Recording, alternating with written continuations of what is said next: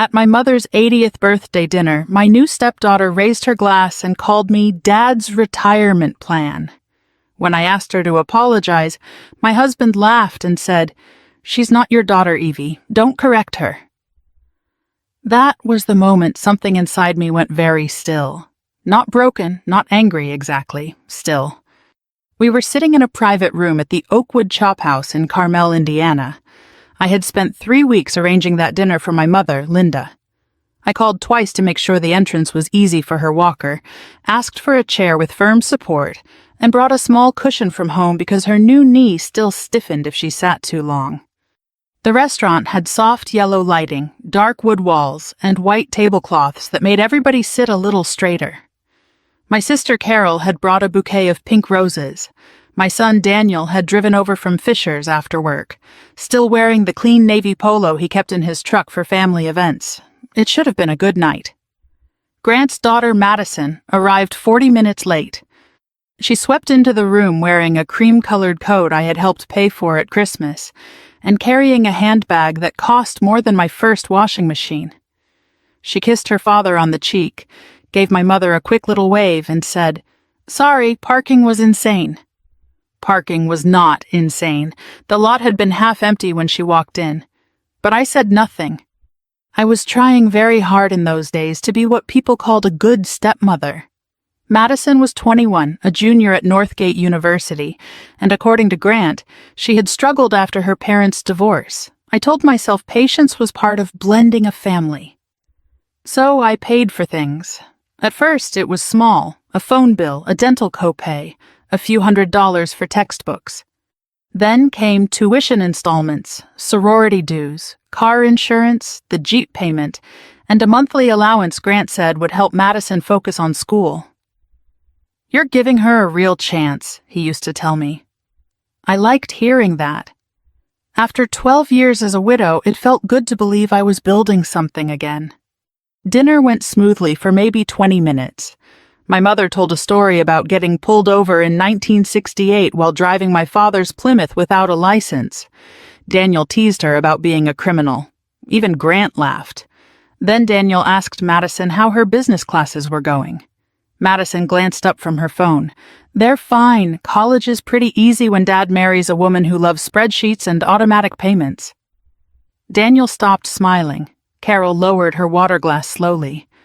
Grant gave a short laugh, the kind people use when they want everyone else to accept that something cruel was only a joke. I looked at Madison. "What does that mean?" She shrugged. "Nothing. I'm saying you're organized." "That isn't what you said." "Oh, come on, Evie." My mother shifted in her chair. She was trying not to make a scene on her own birthday, which made me even angrier. Then Madison lifted her wine glass. "To Dad," she said. "He finally found a retirement plan with excellent credit." No one laughed that time. I could hear silverware touching plates in the main dining room outside. Somewhere near the kitchen, a waiter dropped something metal. I put down my fork. "Madison, apologize." Her eyebrows rose. "For what?" "For insulting me in front of my family, and for doing it at my mother's birthday dinner." She looked at Grant. That was when he placed his hand over my wrist. Not hard enough to hurt, just hard enough to stop me from moving. "She's not your daughter, Evie," he said. "Don't correct her." He said it loudly. That was the part I remembered later, not only the words, but the volume. He wanted everyone at that table to understand where I stood. I looked down at his hand covering mine. My fingers were already aching from the cold weather, and the pressure made the joints throb. "Take your hand off me," I said. He did, but rolled his eyes. "You're turning a joke into a family crisis." Madison leaned back in her chair, satisfied. I opened my mouth, then closed it again. I wish I could tell you I'd delivered some brilliant response right there. I didn't. My face was hot, and my thoughts were stumbling over each other. Then I looked at my mother. She wasn't embarrassed by me. She was worried for me. That helped. I folded my napkin and placed it beside my plate. "All right," I said. "Then I won't be expected to support her like one." Grant laughed again. "Don't be ridiculous." I'm not being ridiculous. Madison shook her head and picked up her phone, as if I had become boring. The rest of the dinner was stiff and miserable. My mother opened her gifts. We sang happy birthday. Carol cut the cake while Grant talked too loudly about the weather. I paid the final bill because my card was already on file. On the drive home, Grant waited until we were past the third roundabout before starting. "You embarrassed me tonight." I stared through the windshield. "I embarrassed you? You challenged my daughter in front of everyone. She insulted me. She made a joke. And you told me I had no place correcting her. You don't, not like that." I turned toward him. "But I do have a place paying her bills?" He tightened both hands around the steering wheel. "Let's not punish a kid over one stupid comment. She's 21. She's still in school." There it was, the shift from independent adult to helpless child, depending on who owed whom an apology. Grant exhaled sharply. "Her tuition payment is due Friday. Don't do anything emotional." I looked back out the window. She became a kid again the moment a bill was due. That shut him up for the rest of the drive. The next morning, I woke at 5:38 with my lower back burning. I made coffee, pressed a heating pad behind me, and opened my laptop at the kitchen table. At 6:12, I pulled up 22 months of bank statements. I had always kept good records. Payroll work teaches you that numbers may be boring, but they are rarely confused. The list was worse than I expected. Tuition, Jeep payment, insurance, $900 a month for living expenses, phone service, sorority dues, dental bills, a study abroad deposit. Then I saw several transfers marked MH education, nearly $30,000. But the recipient wasn't Northgate University. The money had gone into an account connected to Grant's real estate business. My hand rested over the computer mouse. For a moment, I nearly closed the page. I remembered Grant sitting beside me on the anniversary of my first husband's death. I remembered him making dinner when my sciatica was bad. I remembered how relieved I had felt to be loved again. Then I remembered his hand over my wrist. I canceled the future payments I legally controlled. I removed Madison as an authorized user on my credit card.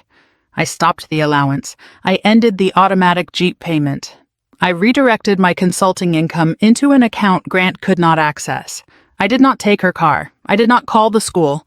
I simply stopped volunteering my money. At 7:03, Grant came into the kitchen holding his phone. "What the hell did you do?" I turned the laptop toward him and spread the printed statements across the table.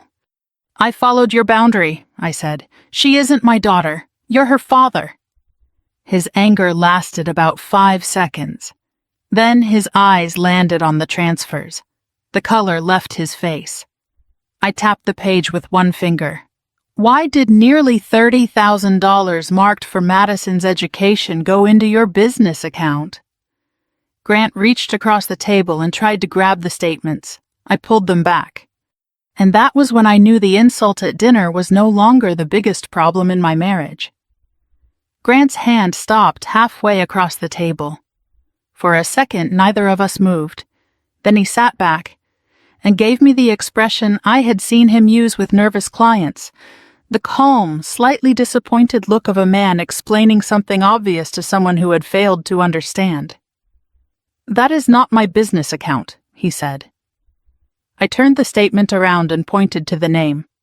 Holloway Commercial Holdings. "It's an operating account."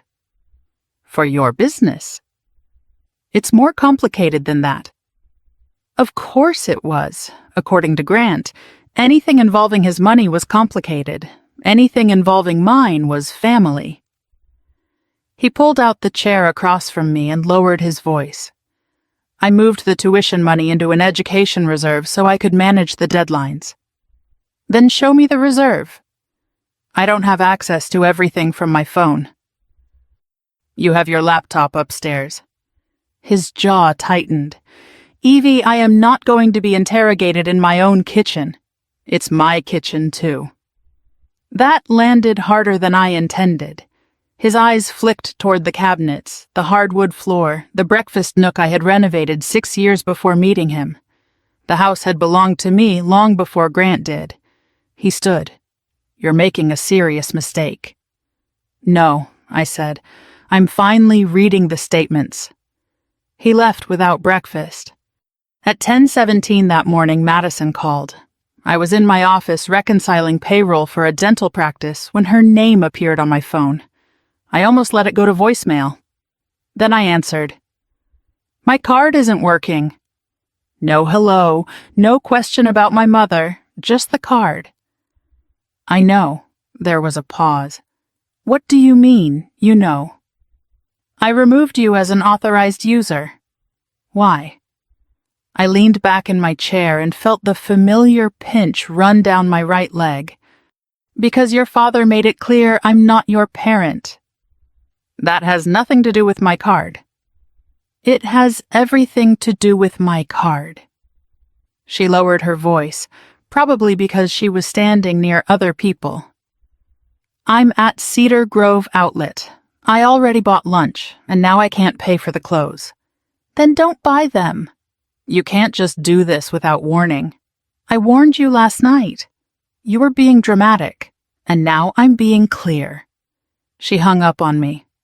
By noon, she had posted something online about older women who used money to control younger women.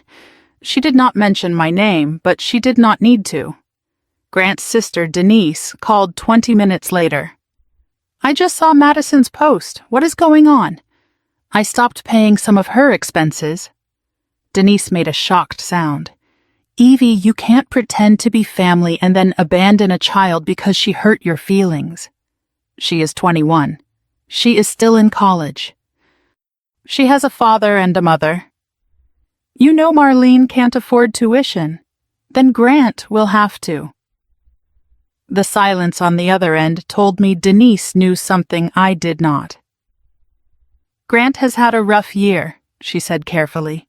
"So have I." "That's different. You've always been good with money." I nearly laughed. That seemed to be the family's entire financial philosophy. Evie was good with money, so Evie could absorb whatever everyone else had done with theirs. After we hung up, I sat staring at my computer screen. I had expected anger from Grant and Madison. I had not expected the immediate chorus of relatives telling me I was cruel. For 10 minutes, I considered restoring the tuition transfer. Then Daniel called. "Grandma told me what happened," I sighed. "She shouldn't have involved you." "She didn't. Aunt Carol did." "That sounds right." He hesitated. "Are you okay?" "I'm fine." "You don't sound fine." I rubbed my forehead. "I may have overreacted." "No, you didn't." "You weren't there for the conversation this morning." "I was there last night." His certainty irritated me. Try not to sound so pleased. "I'm not pleased." "You warned me about Grant from the beginning. I'm sure this is very satisfying." Daniel went quiet. "That's not fair, Mom." I knew it the moment I said it, but pride kept me from apologizing. He ended the call a minute later.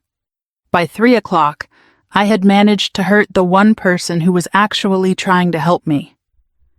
The next morning, I met with Tina Wallace at my bank near Keystone Parkway. Tina had helped me open my business account 11 years earlier. She wore reading glasses on a silver chain and remembered every client's children. She could not tell me anything about Grant's private accounts. She did, however, help me review transactions from the accounts that belonged to me. We went through 22 months, line by line. The total made my stomach drop. $84,000. Some of it had gone where Grant said it would. Northgate University, the Jeep lender, Madison's phone company. But several transfers went to his brokerage business, a commercial loan servicer, and an account marked only with the initials MB. I thought about the furnace repairman who had told me the heat exchanger might not last another winter.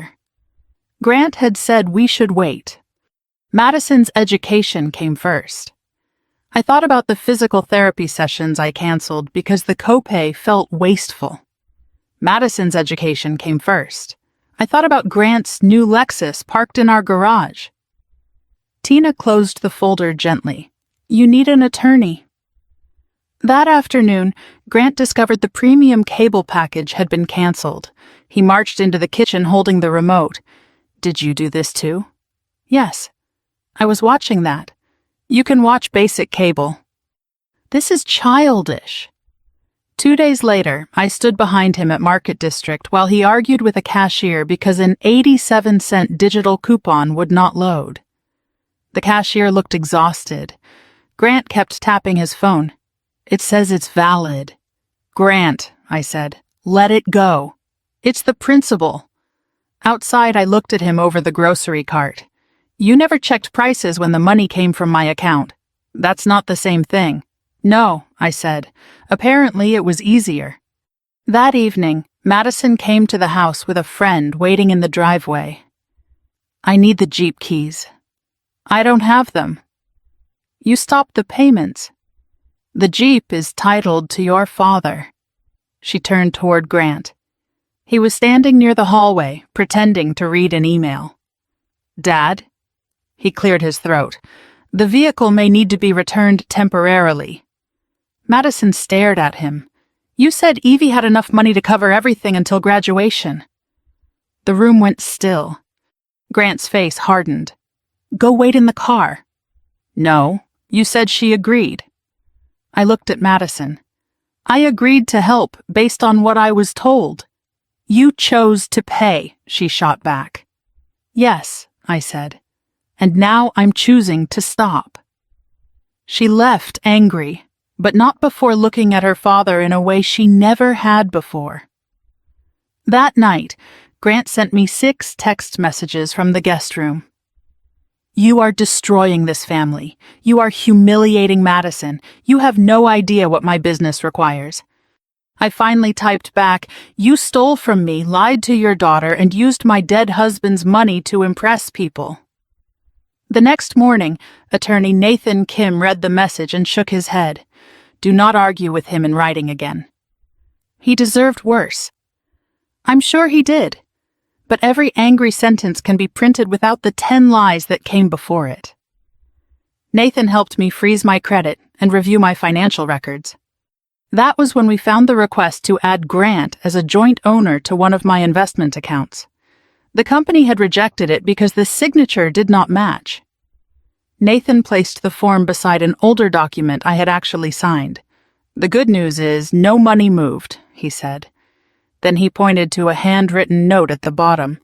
The bad news is whoever submitted this knew the exact value of the account.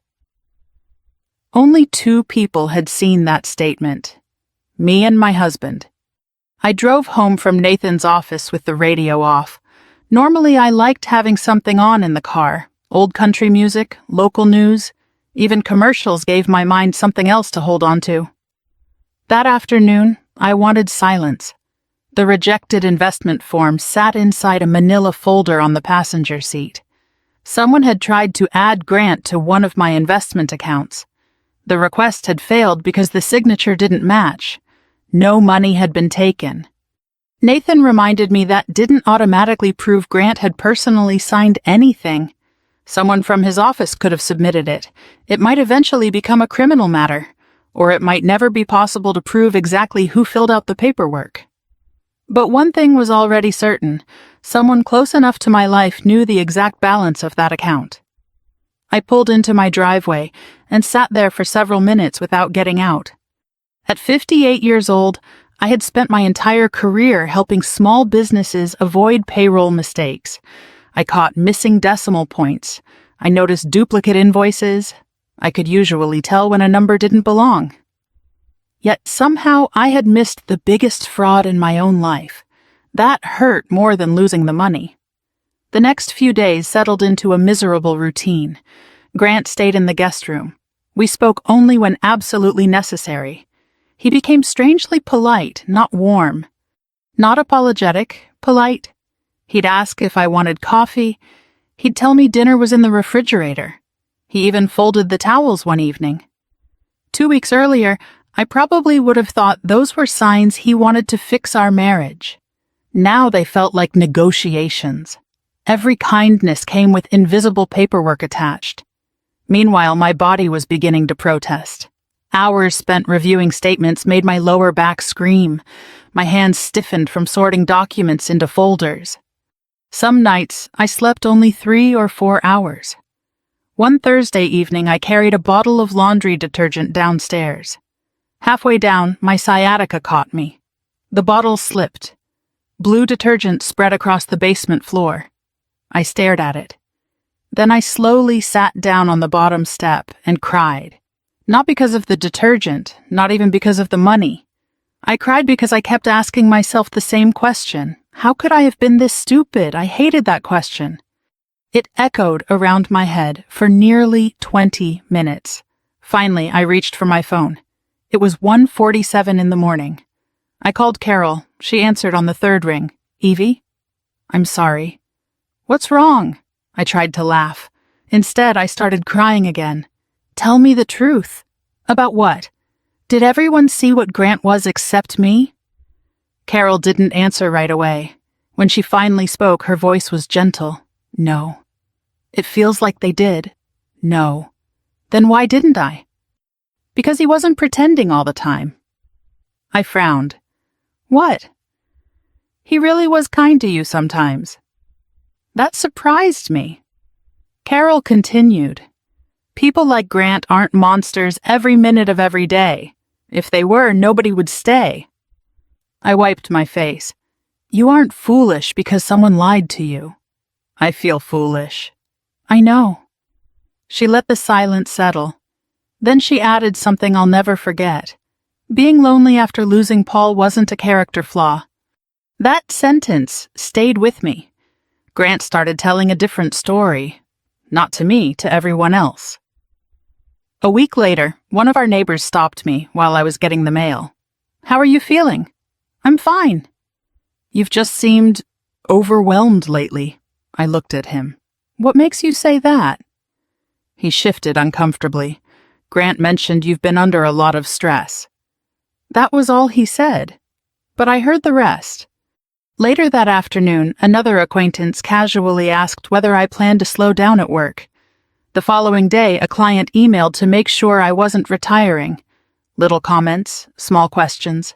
None of them sounded alarming by themselves. Together, they formed a pattern. Grant wasn't simply defending himself. He was preparing people not to believe me. The idea made my stomach tighten. I had watched 2 close friends care for spouses with dementia. Memory loss terrified people our age. Grant knew that. He wasn't accusing me outright. He was planting doubt. A few days later, something happened that surprised me. Madison called. I'd like to talk. I think we've said enough. Please. There was something different in her voice. Less confidence, less anger, more uncertainty. We agreed to meet Saturday morning at the Panera in Broad Ripple. She was already there when I arrived.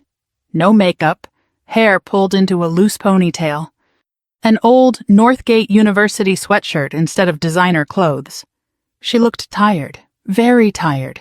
She stood awkwardly when I approached. I already ordered your coffee. Thank you. We sat down. For almost a full minute, neither of us spoke. Finally, she sighed. I got a notice from school. I waited. If my account isn't brought current... She looked down. I can't register next semester. What did your father say?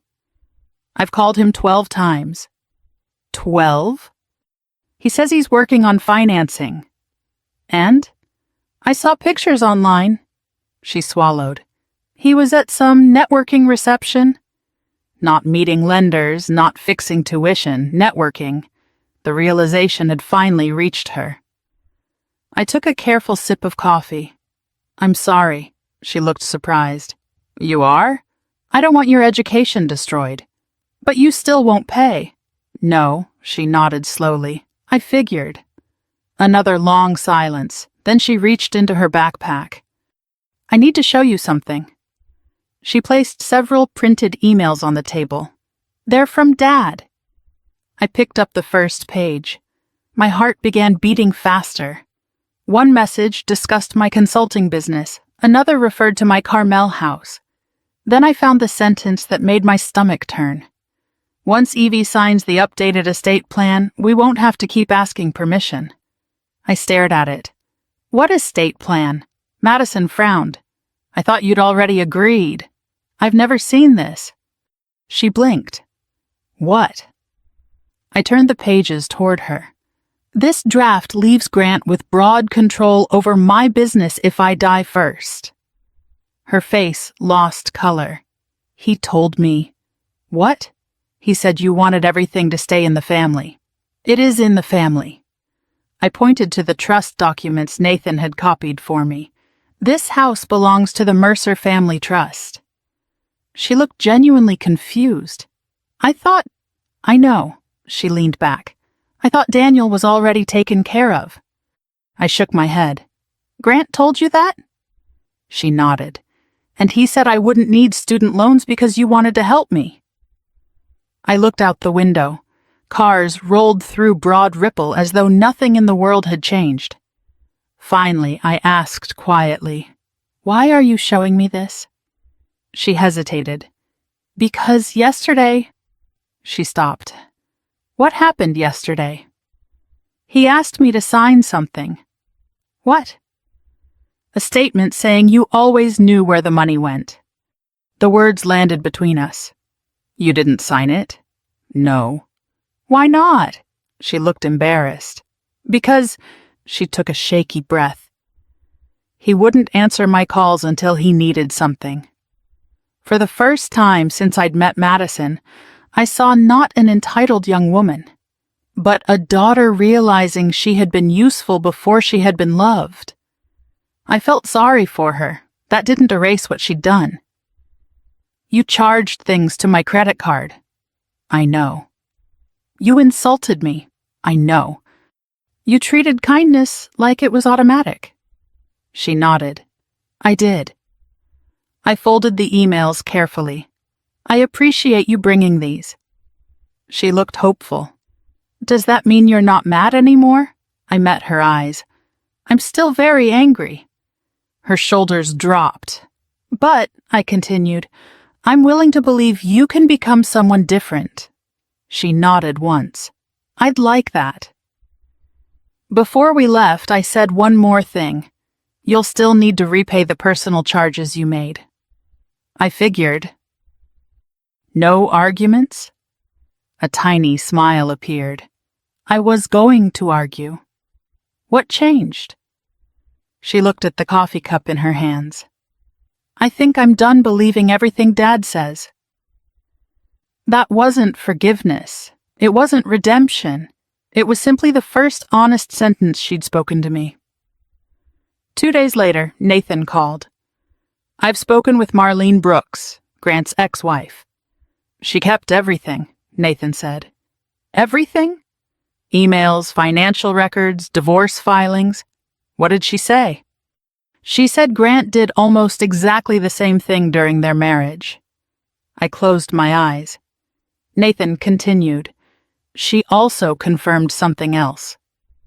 "What?" "Several transfers you believed were paying Madison's education were actually being used to satisfy Grant's obligations from his divorce settlement." I leaned back in my chair. The money hadn't just disappeared. It had been keeping Grant's entire life from falling apart. Before I could answer, my office phone rang. The caller ID read, "Arthur Sloan Hardware Supply." I answered. "Arthur?" His familiar gravelly voice came through the speaker. "Evie, we need to talk." "Of course. I think your husband made a mistake." "What happened?" "He called me." My heart began pounding. "He told me you're declining." I closed my eyes. Arthur continued quietly. "And sweetheart," he paused. "He left the whole thing on voicemail." Arthur Sloan almost never called me directly. He usually emailed payroll questions or left short voicemail messages that ended with, "No rush." So when he said, "We need to talk," I knew it wasn't about payroll. "Are you free this afternoon?" he asked. "I can be." "I'd rather not discuss this over the phone." His voice sounded calm, but there was something underneath it, not fear, disappointment. Arthur had owned Sloan Hardware Supply for more than 40 years. He'd buried his wife after a long fight with Alzheimer's disease, survived bypass surgery, and still insisted on walking through his warehouse every Tuesday morning with a portable oxygen tank instead of riding the golf cart his employees begged him to use. He wasn't easily rattled. If Grant had upset Arthur, Grant had made a very serious mistake. Arthur's office sat just east of downtown Indianapolis. When I arrived, he was already waiting with 2 cups of coffee. "I remembered," he said with a faint smile. "1 cream. You always do." He lowered himself into his chair slowly, adjusting the oxygen tubing beneath his nose. "I owe you an apology." "For what?" I almost believed him. I felt my stomach tighten. "What exactly did Grant tell you?" Arthur reached for his phone. He said he was calling as a friend. He pressed play. Grant's voice filled the office. "Arthur, I don't want to alarm you, but Evie's been under a tremendous amount of stress. She's getting forgetful. Nothing dangerous yet, but I thought you deserved a heads up before payroll season gets busy. You may want to think about transitioning to someone else before things become complicated." The message ended. Arthur looked at me. "I've known you 15 years. I couldn't speak. "I've watched you catch payroll errors that saved me thousands of dollars." I nodded. "You've corrected my tax accountant twice." "I remember." "You once called me from a hospital waiting room because you noticed one employee's overtime looked wrong." I laughed weakly. My mother was getting her knee replaced. "And you still noticed." He leaned forward. "My Eleanor had dementia." The room became very quiet. "I know." "No, sweetheart." His voice softened. "You don't." He rested both hands on his cane. "I know what early dementia looks like." He paused. "You don't have it." The words broke something inside me. Not because I had truly believed I was losing my memory, because I suddenly realized how many people Grant had probably told. How many conversations had started with, "I'm worried about Evie." Arthur slid a folder across the desk. "That's a copy of the voicemail. You're giving this to me? You're my payroll manager." He smiled sadly. "And my friend." Nathan listened to the recording twice, then a 3rd time. Finally, he removed his glasses. "This is better than I expected." "I thought you'd be furious." "I am." He folded his hands. "But I'm also practical." "What do you mean?" "The voicemail doesn't prove fraud." "I know." "It doesn't prove forgery." "I know. But it does establish a pattern." He pointed toward my notebook. "Grant isn't simply defending himself. He's trying to destroy my credibility." Nathan nodded. "And your business." He explained everything carefully. The rejected investment authorization was still under review by the investment company's fraud department. I had already filed a police report, so there would be an official record. Whether investigators could ever prove who physically completed or submitted the paperwork remained uncertain. Nathan refused to promise an arrest. That isn't how the real world works. Oddly enough, hearing that reassured me. He wasn't selling revenge. He was helping me rebuild my life. "The stronger case," he continued, "is civil." He listed everything on a yellow legal pad. "Your separate funds entered Grant's business after misleading explanations. He represented educational expenses that weren't educational expenses. He attempted to damage your professional reputation. We have documentary evidence. We have witnesses. We have banking records." He looked up. "That's enough to change your future." Not necessarily Grant's, mine. A week later, I filed for legal separation. Nathan also requested temporary financial restraints, a forensic accounting, preservation of electronic records, and exclusive control over my consulting business. Signing the paperwork felt strangely ordinary. No dramatic music, no shaking hands, just a blue pen attached to the attorney's conference table.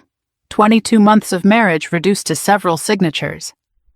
When I finished, Nathan quietly slid a tissue box toward me. I hadn't realized I was crying. Grant changed almost overnight. The yelling disappeared. Instead, flowers appeared on the kitchen counter. He cooked chicken parmesan one evening. Another night, he warmed a towel in the dryer because he knew the heat helped my hands. "You've been working too hard," he said gently. "I can manage. You shouldn't have to." For a few dangerous days, I wanted to believe him. Loneliness does strange things after 50. It whispers. It reminds you how quiet the house becomes after dinner, how much easier it is to forgive than to start over. One evening, we actually laughed together while watching an old episode of Frasier. For 30 minutes, everything felt almost normal. Then he reached into his briefcase. "I need your help with something." He placed several documents on the kitchen table. Commercial refinancing paperwork. The collateral? My house. "Our house," he corrected.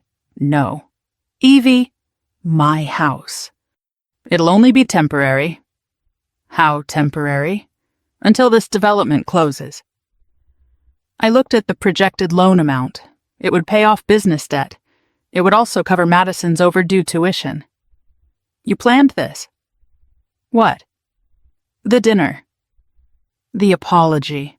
The flowers." His face hardened just enough. "You're being cynical." "No." I closed the folder. "You were being patient." He sighed dramatically. "I thought we were finally healing." "You thought I was finally signing?" Then he crossed a line I never expected. "Paul would have helped." The room went completely silent. Paul, my first husband, the man I'd buried after 34 years of marriage. Grant actually used his name. I doubt Paul would have let his family fall apart over money. I stood so quickly my chair scraped across the hardwood floor. "Do not." He blinked. "Evie, do not use my husband's name to sell me your debt." I picked up the bouquet sitting beside the sink. The roses he'd brought me that morning. Without thinking, I dropped them into the trash. For 1 second, I saw genuine surprise on his face.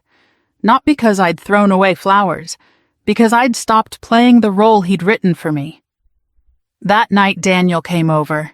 He didn't lecture me. He didn't remind me that he'd warned me. He simply replaced the broken latch on my back gate. Afterward, we sat on the back porch.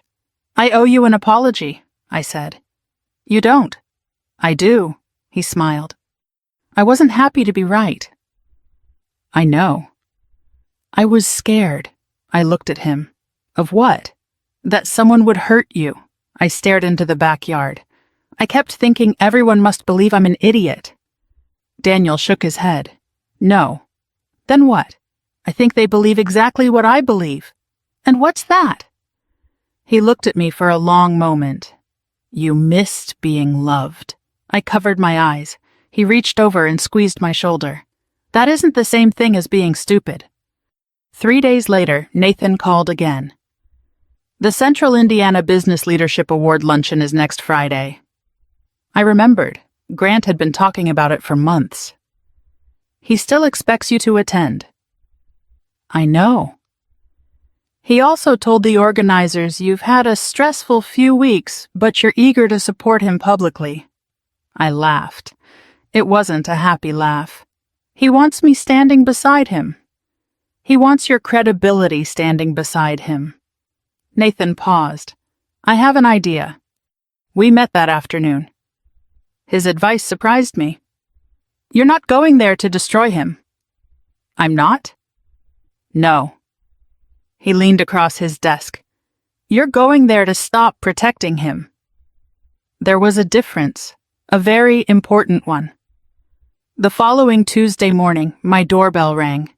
When I opened it, Madison stood there holding a small suitcase. Her eyes were red from crying. "My dad changed the locks," she whispered. "He said if I was choosing you, I could live with the consequences." I looked at the suitcase, then back at her. No, I said quietly. You're finally living with his. When people imagine revenge, they usually picture shouting, a dramatic speech, someone getting slapped, someone getting arrested. Real life almost never works that way. Sometimes revenge is simply refusing to stand where someone expects you to stand. That Friday morning, I stood in front of my bedroom mirror, fastening a pair of pearl earrings Paul had given me on our 25th anniversary. My fingers ached. Arthritis had a way of reminding me that even ordinary tasks took longer than they used to. Behind me, Madison stood awkwardly in the hallway. "You don't have to go," she said. "Yes," I answered. "I kind of wish you wouldn't." I smiled faintly. "So do I." Daniel drove me to the Meridian Grand Hotel downtown. Nathan had insisted. "No surprises," he'd said. "Don't arrive alone." When we reached the entrance, Daniel turned off the engine. "You nervous?" I laughed quietly. "I've been nervous for 3 weeks." He reached over and squeezed my hand. "No matter what happens in there," he paused, "I'm proud of you." I hadn't realized how badly I needed to hear that. The ballroom looked exactly like every business luncheon I'd ever attended. Round tables, white tablecloths, coffee cups, tiny cheesecakes waiting for dessert. About 200 people filled the room. Bankers, business owners, accountants, insurance agents, people who had trusted me with payroll records for years. Grant was already standing near the stage shaking hands. When he saw me, he smiled immediately. There was the charming businessman everyone admired. He walked over, kissed my cheek for the photographers, and whispered, "I knew you'd come." I said I would. He smiled wider. "I told everyone you've had a difficult few weeks." "I'm aware." He adjusted his tie. "Let's keep today positive." Then, without changing his pleasant expression, he leaned closer. "Smile." I looked directly into his eyes. "Why?" "So everyone knows you overreacted." For just a moment, I almost walked away. Not because I was afraid of him, because I was tired of explaining, tired of paperwork, tired of wondering whether people believed me. Then I remembered something my mother had said while we were replacing batteries in her television remote a few nights earlier. "You don't have to prove you're brave every day." She had smiled. "You just have to stop volunteering for the same humiliation." I walked toward the stage.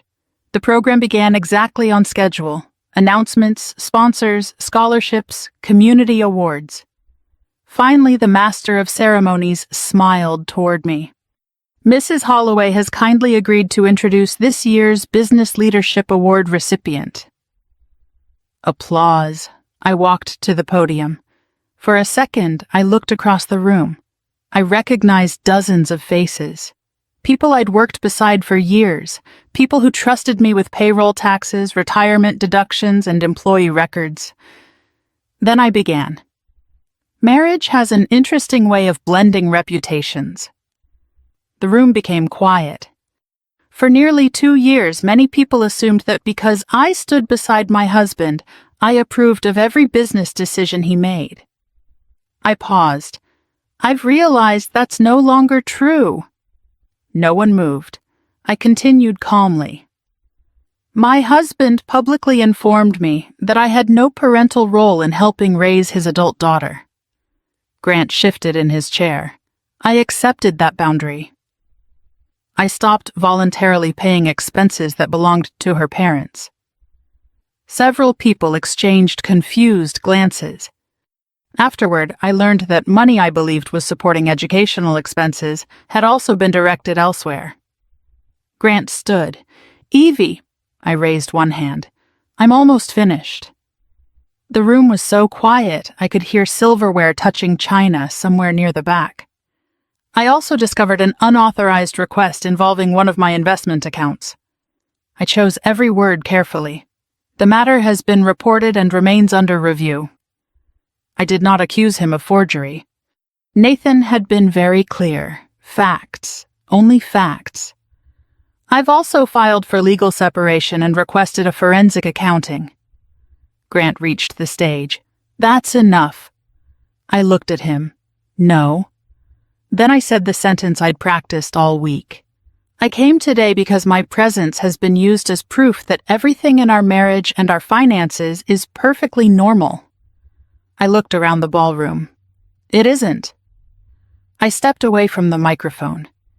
I'm no longer willing to lend my name to that story. I returned toward my chair. The applause never came, neither did the outrage. Just silence. Grant grabbed the microphone. I'm sorry, he said with an embarrassed laugh. My wife has been under tremendous emotional stress. He smiled sympathetically toward the audience. Many of you know her mother has experienced health issues. My jaw tightened. Sometimes family situations become overwhelming. He sighed dramatically. We've been trying to handle this privately. He looked directly at me. Unfortunately, confusion sometimes looks like certainty. Several people looked uncertain. For one awful moment, I thought it had worked. The master of ceremonies awkwardly suggested everyone continue lunch while the program paused.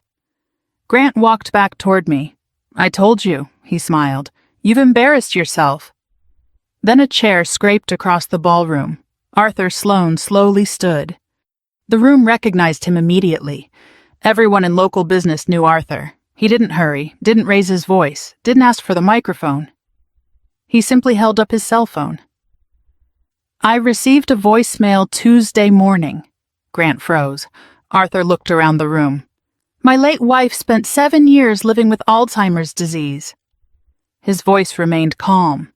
I don't appreciate people borrowing that tragedy because they don't like being questioned. He pressed play. Grant's voice carried clearly across the nearest tables. Arthur, Evie's getting forgetful. You may want to think about transitioning your payroll before things become complicated. The recording lasted less than 20 seconds. It didn't need to be longer. People sitting nearby heard every word. Those farther away saw the expressions on everyone else's faces. The whispers spread through the ballroom faster than any loudspeaker ever could. Arthur slipped his phone back into his pocket. Then he looked directly at Grant. I've trusted that woman with my payroll for 15 years. He paused. I trust her today. He sat down. Grant tried to laugh. Arthur misunderstood. No. Everyone turned. Madison had stood. She was trembling. I misunderstood. She held several printed emails. My father told me Evie had agreed to change her estate plan. She swallowed. He told me her business, her house, would eventually belong to our family. She looked at me. She never agreed. Grant stared at his daughter. What are you doing? Telling the truth. I paid for everything you have. Madison's eyes filled with tears. No, she shook her head slowly. She did. The room fell silent again. No one applauded, no one cheered. Real life doesn't sound like movies. It sounds like people quietly realizing they've been lied to. The president of the Business Association walked onto the stage. In light of information brought forward today, he said carefully, the board will postpone today's Business Leadership Award pending further review. That was all. No public condemnation, no dramatic verdict, just consequences beginning. Grant looked around the ballroom. Several people avoided his eyes. One lender quietly left. A longtime client who usually greeted him with a handshake walked past without stopping. Another approached me instead. Evie, he said softly, are our payroll records secure? Yes, they always have been. He nodded. I thought so. The divorce took almost 11 months. A forensic accountant traced a large portion of my money into Grant's struggling development company. Some had covered legitimate household expenses. Much of it had not. The investigation into the investment paperwork continued for quite a while. Ultimately, investigators could not prove beyond question who physically prepared or submitted the rejected authorization. although it had originated from an email account connected to Grant's office. Faced with civil discovery, Grant eventually agreed to a financial settlement. I recovered part of my savings. Not all of it. Attorney fees consumed far more than I'd hoped. Justice is expensive. Grant's largest development collapsed within the year. He sold the Lexus. He moved into a modest apartment. Madison took a semester away from Northgate University. She moved in with her mother. She worked in the campus bookstore, took out student loans, and signed a repayment agreement for the personal charges she'd made on my credit card. Once a month, we met for coffee. At first, we mostly discussed receipts and budgets. Months later, she quietly said something I'd waited a long time to hear. "I treated your kindness like proof you were weak," I smiled. "No. It was proof I trusted the wrong person." She nodded. "I won't make that mistake again." Neither would I. Daniel helped me repaint the guest room. I finally replaced the old furnace I'd postponed repairing. My physical therapist joked that my back seemed to improve once I stopped carrying everyone else's problems. She wasn't entirely wrong. A few months later, I took my mother away for a quiet weekend. We walked slowly through the hotel lobby. She rubbed her knee. I rubbed my hands. She smiled. "Getting older hurts in places you didn't know existed." I laughed. "At least now I'm only paying for my own aches." She squeezed my arm. "That's progress." It was. Looking back now, I don't think the best part of my story was watching Grant lose an award, or a business deal, or even a marriage. The best part was realizing that kindness doesn't require endless sacrifice, and love doesn't require surrendering your judgment. If you've ever had someone mistake your generosity for an obligation, I hope you remember this. Setting a boundary may cost you a relationship, but it can save your self-respect. And sometimes that's the beginning of a better life.